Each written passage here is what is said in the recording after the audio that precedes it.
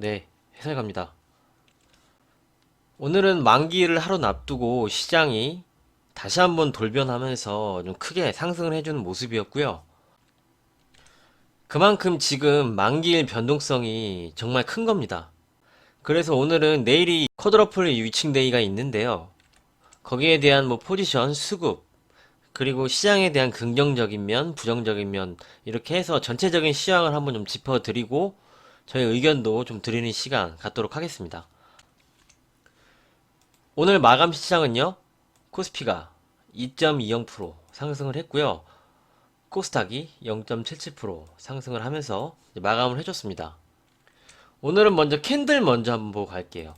여기 보면은 어제 코스피 시장인데요. 어제 하락 장악형의 캔들이 나왔죠. 음봉이 지난 양봉들을 감싸 안으면서 종가가 저점이 되는 그런 형태의 하락 장악형의 캔들이 나왔는데 오늘은 보시면 반대죠. 다시 한번 상승을 장악시키는 상승 장악형의 종가가 고점이 되는 그런 캔들로 좀 마감을 했습니다. 이게 좀 그만큼 만기일에 대한 변동성이 크다는 거고요. 각 포지션에 지금 전투가 엄청나게 진행이 되고 있다는 거죠. 그렇게 보실 수 있고요. 오늘 수급이 굉장히 중요합니다. 수급을 보면 현물시장 코스피에서 개인이 팔았고요. 외국인, 기관, 양매수가 들어왔죠. 근데 외국인은 어저께 8,300억 정도를 매도를 했는데 오늘은 1,633억만 매수를 했습니다.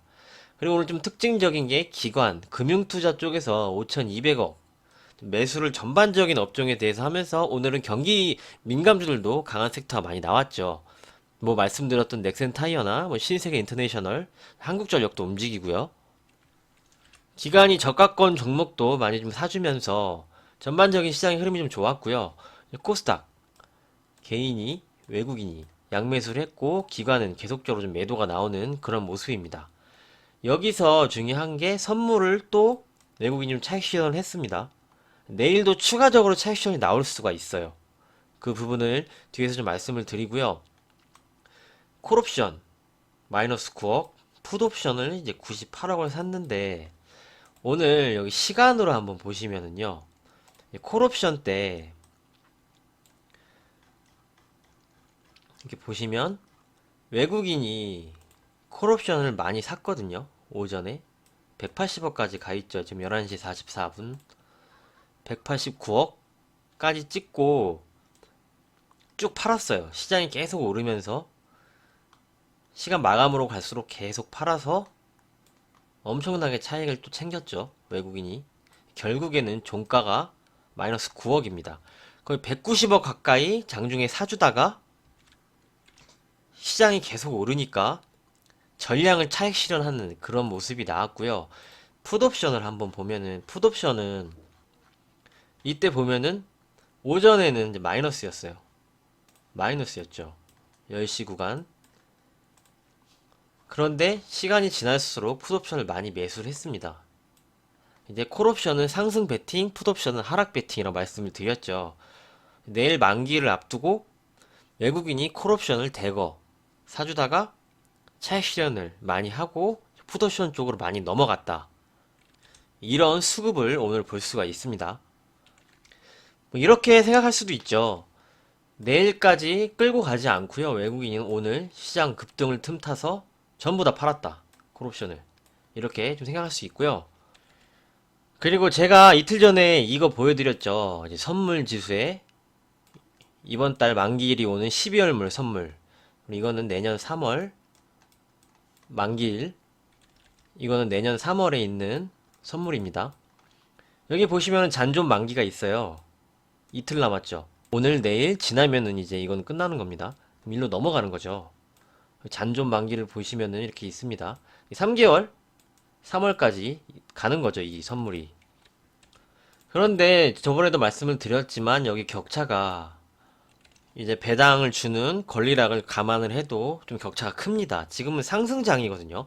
상승장이면은 차월물이 계속적으로 좀 높아야 되는데 지수가 좀 낮게 형성이 돼 있어요. 이게 내일 외국인이 선물에서 좀 매도가 나올 수 있는 가능성이 있습니다. 여기가 더 높으면 이제 롤오버를 할 수 있는데 롤오버를 하기에 여기가 너무 낮으니까 여기 롤오버를 안 하고 선물을 좀 매도가 할 수 있거든요. 이 부분은 좀 참고를 해주시고요. 그리고 옵션 포지션을 좀 마지막으로 봐드리면은요. 지금 여기 2763포인트 여기에 지금 180억 외국인 매도가 있죠. 그 위에 92억 매도가 있고요. 옵션으로만 보면은 외국인은 내일 시장의 상승을 원하지 않습니다. 여기서 올라가서 한 2780포인트, 2781, 375 행사가 여기를 넘어가게 되면은 이게 좀 나가리가 되는 거거든요. 이쪽에서 이제 손실을 좀 볼 수 있기 때문에 이제 옵션으로만 봤을 때는 외국인은 좀 추가 상승을 크게 좀 원하진 않습니다. 하지만 이제 선물로 봤을 때는 매수를 해놓은 게 많이 있기 때문에 뭐 시장이 오르면 이제 선물 쪽에서 좀 차익 실현을 하면서 그 부분을 좀 비등하게 좀 맞출 수도 있겠죠. 그런 부분이 전체적으로 좀 볼 수가 있고요. 그래서 좀 되게 복잡하죠. 이제 복잡하니까 좀 결론을 말씀을 드리면은 저는 그렇게 생각합니다. 어제 하루에 조정이 나왔고요. 오늘 다시 비웃는 듯 좀 상승이 나왔어요. 하지만 아직 변한 건 없습니다. 저는 이 선물 스프레드도 그렇고 이제 파생 쪽 이렇게 봤을 때 이번 주만큼은요. 내가 좀 너무 급하게 고점 주식 따라가지 마시고요. 좀 지켜보는 한 주가 좀 됐으면 좋겠다는 좀 생각을 갖고 있습니다. 아무래도 이 환율 부분도 어저께 이제 3원이 올랐는데 오늘 그보다 시장이 어제 빠진 것보다 더 많이 올랐죠. 근데도 환율은 아직 이 하단을 깨지 않고 있어요. 지금 계속 반등을 하려고 좀 모색을 하고 있죠. 환율은 그런 모습도 좀 나오고 있기 때문에 내일 포지션이 어떻게 좀 바뀌는지 그리고 외국인이 선물을 어떻게 처리를 하는지 뭐 롤오버를 하는지 그 다음에 또 차율물에 대한 스프레드도 좀 있기 때문에 이번 주만큼은 앞서 말씀드린 대로 이제 고점에 주도주죠. 계속 상승하고 있는 그런 주식들은 좀 따라가지 마시고 좀 지켜보시는 게 좋다는 말씀 한 번 더 말씀드리고요. 물론 이 구간에서 저는 어제도 말씀을 드렸지만 이제 경기 민감주 쪽은 계속 좋다고 말씀을 드렸어요. 어제 이렇게 보여드리면서 뭐 종목들도 좀 말씀을 드렸는데 오늘 보면은 뭐 한국전력도 잘 움직였고요. 넥센타이어, 뭐 신세계 인터내셔널 오늘 화장품 쪽이 좀 강했죠. 이렇게 이제 또 올라왔으니까 또 바뀐 거죠, 관점이. 이렇게 한 10% 정도 수익이 생기셨으면 반 정도는 챙겨주시고 반은 가져가시는 그런 전략을 말씀을 드렸습니다. 그렇게 좀 챙기실 거는 좀 챙겨주시면서 경기주 쪽은 지속적으로 좀 관심을 갖고 모아갈 수 있는 쪽은 계속적으로 좀 모아갈 수 있다고 좀 생각을 합니다. 아무래도 지금 백신 접종이 좀 시작이 됐고요. 앞으로 좀 판이 경기 민감주 쪽으로 좀 많이 좀 쏠릴 것 같아요. 기관이 매수가 좀 들어오면은 이쪽을 많이 사주거든요. 물론 반도체도 계속 좋지만 저는 경기 민감주도 앞으로는 지금과 좀 다른 움직임을 좀 보여줄 수 있다라고 보는 입장이기 때문에 이쪽은 좀 지속적으로 모아가실 부분은 아직 못 오른 쪽 이제 모아가시면서 가실 수 있다. 이렇게 좀 말씀을 드리고요. 이 백신이 주는 의미가 굉장히 크다고 생각을 합니다. 그러면은 경기 회복과 다시 예전으로 돌아갈 수 있는 기대감 때문에 경기 민감주를 봐야 될 수 있고 이제 그 반대의 경우는 이제 진단 키트가 좀 반대의 경우일 수가 있겠죠. 그런 부분 전체적으로 좀 생각을 해 보시면 좋을 거라고 좀 생각을 합니다. 이렇게 좀 말씀을 드리고요. 요새 종목들을 계속적으로 좀 추적을 하고 있는데요. 뭐 주말 정도 되면 또 유망한 경기 민감주 쪽 좀 소개도 좀 시켜드리도록 하겠습니다. 이렇게 좀 시장 관점, 제 생각을 먼저 좀 말씀을 드리고요. 여기서 이제 좋은 관점은요, 해외 시장이 좋다는 거예요. 해외 시장이, 여기 지금 필라델피아 반도체 지수 지속적으로 올라가고 있죠.